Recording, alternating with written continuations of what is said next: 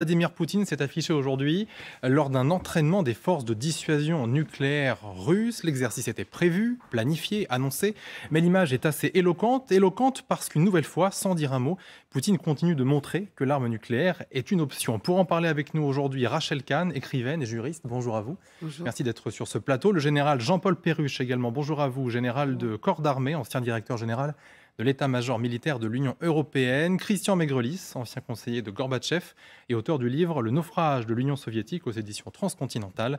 Avec nous également Mathieu Anquet, bonjour à vous, consultant en géopolitique et prospective. Général, je me tourne vers vous d'abord parce que des lancements de missiles balistiques et de croisières ont été effectués, nous dit-on. C'est parfaitement normal dans ce type d'exercice déjà, ça ne dit rien de plus. Ah non, ça ne dit rien de plus. Ce qu'il faut voir, c'est dans quel contexte ces tirs sont opérés, sur quelle cible, sur quel type de cible. Et en fonction de ça, on peut en déduire quelles sont les intentions de l'adversaire, de celui qui a lancé les missiles. Parce que concrètement, ce sont des troupes chargées de répondre à des menaces, dit le Kremlin. Donc là encore, on reste assez prudent, on est parfaitement d'accord là-dessus. On n'est pas en train de dire qu'on va attaquer, on dit juste qu'en cas de frappe nucléaire, on peut répondre. C'est exactement ça, on est d'accord. Rien de plus. C'est le principe même de la dissuasion. On fait exactement la même chose de notre côté, sauf qu'on communique peut-être un petit peu moins. Oui.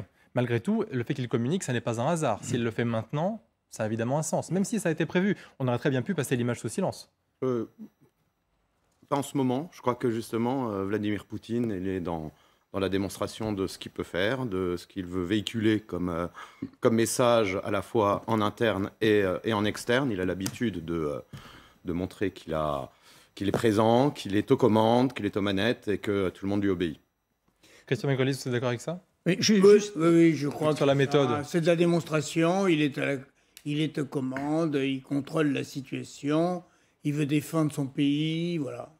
C'est la forme. Oui, et un point. Oh, excusez-moi, allez-y. Rachel Kahn, allez-y. Bon, il veut défendre son pays, c'est dans la démonstration, mais effectivement, toujours en faisant en sorte qu'il soit dans les clous du droit international. C'est-à-dire que dans tout son récit et dans la manière dont il se positionne, il veut toujours faire croire qu'il respecte la Charte des Nations Unies dont nous fêtions l'anniversaire cette semaine. Oui, je voulais simplement rappeler que le principal levier de puissance de Vladimir Poutine depuis l'engagement de cette opération spéciale qui ressemble beaucoup à une guerre, c'est le nucléaire. Et donc, tout le discours nucléaire est en permanence là pour dire « Attention, ne tapez pas trop sur mes forces conventionnelles, sans quoi vous allez me forcer à tirer nucléaire. » Vous voyez ? Et c'est là qu'il a son levier. Imaginez qu'il n'ait pas le levier nucléaire, mais la guerre serait finie depuis longtemps. Parce que l'OTAN aurait engagé davantage de forces, les Ukrainiens aussi, et l'affaire serait réglée. Il n'aurait d'ailleurs probablement pas envahi l'Ukraine. Mais ce qui est paradoxal, Christian Maigrelis, c'est que ces dernières semaines, on a bien vu que Vladimir Poutine et l'ensemble de ses équipes a essayé un petit peu d'avoir un ton un petit peu plus apaisé sur le nucléaire en disant « ça ne sera qu'une réponse, ce ne sera jamais nous ». Ça a été dit de cette manière-là. On a bien senti que pour parler à l'Occident, il a fallu avoir cette posture. Désormais, on est en train un petit peu de souffler le chaud et le froid comme on le fait toujours avec la Russie. Oui, mais j'ai l'impression que le bluff n'est pas allé très loin, puisqu'on a ressorti l'affaire de la bombe sale, et on l'a sorti d'une manière très, très désagréable, c'est-à-dire en accusant Kiev des péchés qu'on se reproche à soi-même, comme toujours, et en accusant Kiev de préparer un éventuel tir de bombe sale sur son propre territoire, ce qui est assez absurde, et qui, compte tenu de la litanie des mensonges qui nous sont proférés par les Russes, est un mensonge de plus. Et c'est l'histoire de Pierre et le loup, quoi. À force de crier au loup, personne n'y croit. Justement, nous sommes en direct avec Lova Rinel, chercheuse en dissuasion nucléaire. Bonjour à vous, merci d'être en direct sur LCI cet après-midi. J'aimerais vous lire d'abord la définition de la dissuasion nucléaire. La dissuasion nucléaire se fonde sur la peur dans les deux camps du recours par l'autre à l'arme nucléaire et sur la doctrine de la vulnérabilité mutuelle. Là, encore une fois, on a prononcé le bon mot, c'est-à-dire le mot de peur. On agit là-dessus, du côté de Vladimir Poutine, on est d'accord? Alors, c'est une définition, effectivement, qui correspond à la dissuasion.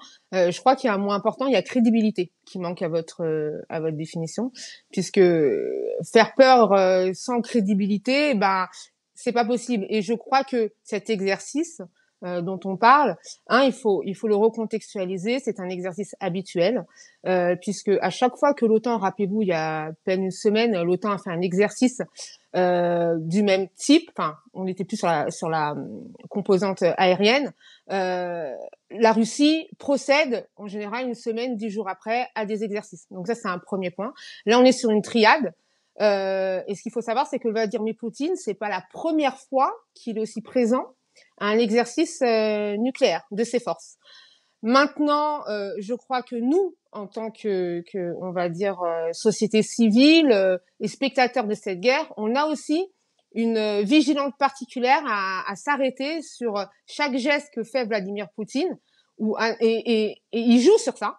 Je crois que c'est important de le dire. Donc, ce qui est certain, c'est qu'il ne sort pas des clous, comme j'ai entendu dire tout à l'heure, en termes de droit international. L'exercice n'est pas interdit, au contraire. Mais il faut préciser qu'il y a 5 mois, par exemple, il y avait 2 porte-avions de l'OTAN au large de Mourmansk, qui étaient dans le cadre d'un exercice. Et voilà, Vladimir Poutine doit aussi montrer à un moment où il est faible dans cette guerre, montrer qu'il est présent, qu'il ne renonce pas. Et je crois que c'est plus pour consolider peut-être une forme d'interrogation, notamment sur la prise de parole qui a eu lieu hier, vous savez, sur l'état des lieux, le retard administratif, c'était ces termes, de son armée. Il est dans un exercice de poids contre poids. En gros, hier, je paraissais pour un faible, mais aujourd'hui, je me montre pour dire que les choses sont quand même bien en main, la maison est tenue. Et en fait, hier, c'est juste un poids administratif. Ne croyez pas que je suis affaiblie. C'est ça le message. Mais il n'y a pas... Et je voulais le rappeler pour nos téléspectateurs, cet exercice n'est surtout pas à interpréter comme étant une hausse de l'alerte nucléaire russe. Pas du tout. Il n'y a pas d'augmentation, plutôt de durcissement de la dialectique nucléaire. Au contraire, on est dans la petite musique habituelle. Il n'y a rien d'étonnant. Et j'ai même envie de dire, c'était presque attendu, en fait. S'il ne l'avait pas fait, on se serait peut-être interrogé.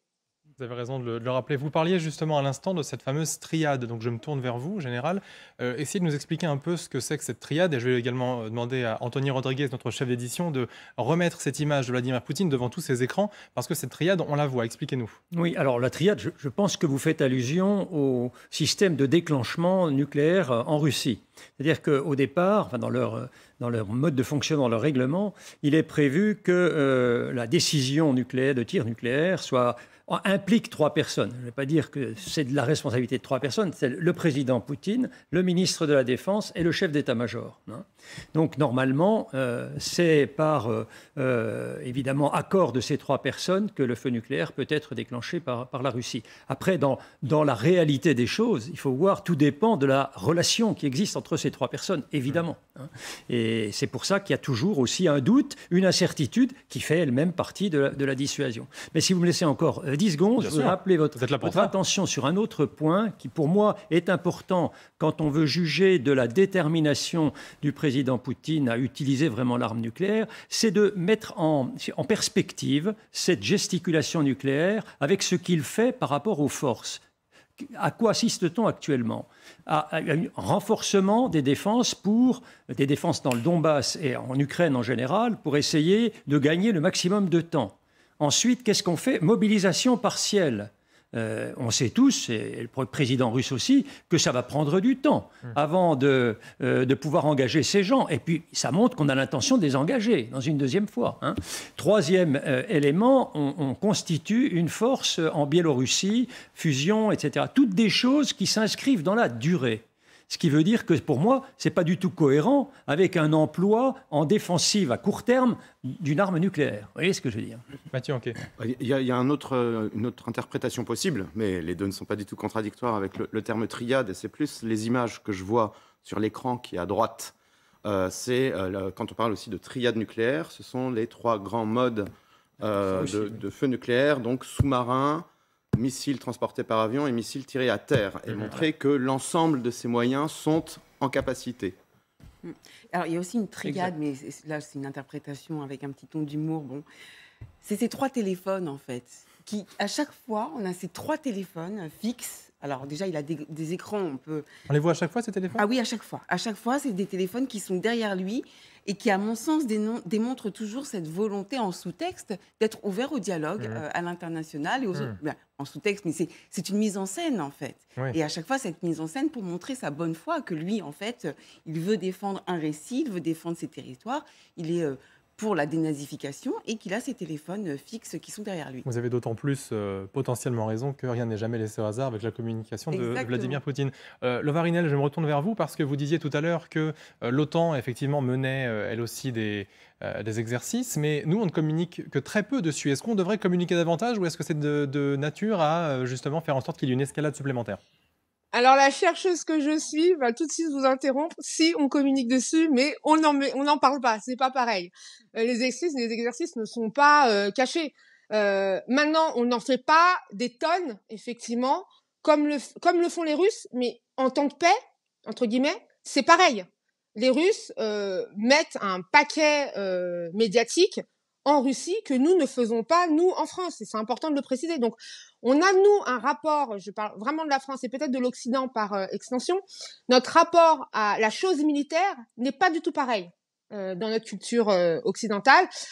Voilà, on porte peut-être la chose militaire très loin de nous, ça ne nous concerne pas, et quand on a un conflit, on la découvre, alors qu'en Russie, il faut comprendre aussi que c'est beaucoup plus présent. On l'a aussi en Chine, en Corée du Nord, voilà, même au Pakistan ou en Inde, la chose militaire est un peu plus présente dans la vie publique. Donc il faut aussi remettre peut-être un équilibre dans l'interprétation. Mais quand même, je vais pas vous mentir, l'opportunité et sa présence, moi je suis pour dire qu'il ne faut pas s'affoler, hein, mais la dissuasion, quand vous avez un chef d'État, c'est un outil politique. Et ça, il faut pas le dissocier. Il y a un message à faire passer. Là, en l'occurrence, moi, je l'interpréterais comme une forme de consolidation de « je maîtrise mon pays ». C'est pas parce que hier, j'ai dit qu'il y avait des dysfonctionnements administratifs que je ne maîtrise pas l'appareil de ce qui fait mon armée. Et ça, c'est son message fondamental. Et c'est ce qu'il faut retenir. Mais il ne faut pas voir là de signe d'agressivité. C'est important aussi de le dire. Il est dans la musique que la Russie met globalement autour du nucléaire. Moi, quand j'ai commencé le nucléaire, on m'a dit « Attention, Lova, la Russie, c'est du nuke on your face ». Donc là, ce qu'ils font, c'est rien d'autre qu'une interprétation russe de ce que eux veulent de leur dissuasion. Rappelons quand même que tout cela se fait dans un contexte où Joe Biden, justement, a prévenu et a essayé de mettre en garde un peu la Russie. Écoutez. La Russie ferait une erreur immensément grave si elle utilisait une arme nucléaire tactique. Je ne garantis pas pour l'instant qu'il s'agisse d'une opération prétexte, nous ne le savons pas, mais ce serait une très sérieuse erreur. Bon, Rachel Kahn, quand on entend ça, on se dit quand même que d'un côté et de l'autre, on n'est pas non plus vers un apaisement total. Hein. Ah non, je trouve que en fait, petit à petit, finalement, des choses se passent, les signaux se font sentir de manière de plus en plus vive et forte. Mais l'air de rien, effectivement, je suis assez d'accord avec les mots de Lova. C'est passif-agressif, finalement, ce que fait Poutine. Et la réponse de Biden n'est pas hyper sereine. Et même pour sa population à lui, il vient d'être élu. Bon, ça fait un an, on va dire. Il a quand même un symbole fort de cette basketteuse aux États-Unis qui est emprisonnée, Greenan, qui est là-bas. Il a plutôt intérêt de répondre de manière assez ferme et de manière assez responsable par rapport aux Américains. Juste un mot pour vous remercier, Lovarinel, d'avoir été en direct avec nous sur LCI. Quant à vous, vous restez bien avec nous parce que dans un instant, on va se rendre à Bakhmout où il semblerait que la milice Wagner, qui pourtant jusque-là arrivait à on va dire, marquer quelques succès sur le terrain, et bien désormais, il semblerait qu'elle soit un petit peu dans l'impasse, ce qui risquerait de beaucoup fâcher son chef qui est pourtant un des proches de Poutine. À tout de suite.